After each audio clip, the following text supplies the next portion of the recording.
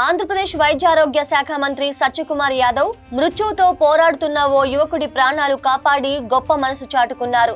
ఒకవైపు ఆగిపోవటానికి సిద్ధంగా ఉన్న గుండె, మరోవైపు చేతిలో పైసా లేని నిస్సహాయత. శ్రీ సత్యసాయి జిల్లా కదిరి పట్టణానికి చెందిన చరణ్ కుమార్ అనే యువకుడికి గుండె పాడయి ప్రాణాల మీదకు వచ్చింది. నా కొడుకును ఎలాగైనా బతికించండి అని ఆ తల్లిదండ్రులు హైదరాబాద్ లోని ఆసుపత్రుల చుట్టూ తిరుగుతూ తమ గోడు చెప్పుకున్నా అది ఏ ఒక్కరికి వినిపించలేదు. చరణ్ ను బతికించడానికి గుండె మార్పిడి ఒక్కటే మార్గమని, అందుకు లక్షలు వెచ్చించాలని వైద్యులు చెప్పినప్పుడు ఆ పేద తల్లిదండ్రుల గుండె ఆగినంత పనయింది.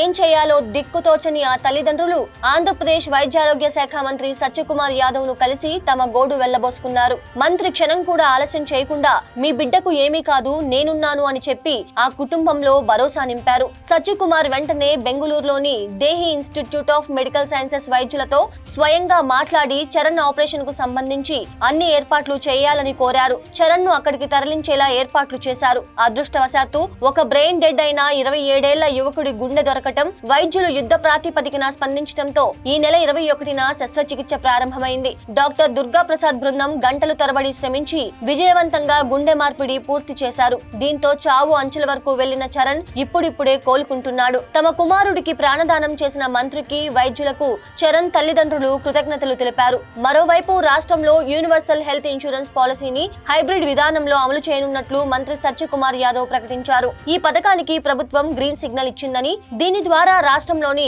1.63 కోట్ల కుటుంబాలు లబ్ధి పొందుతాయని తెలిపారు. ప్రతి కుటుంబానికి 25 లక్షల వరకు బీమా కవరేజీ ఉంటుందని, ఏడాదికి 2.5 లక్షల వరకు వాడుకోవచ్చని వివరించారు. దీంతో మంత్రి సత్యకుమార్ పై రాష్ట్ర వ్యాప్తంగా ప్రశంసల వర్షం కురుస్తోంది.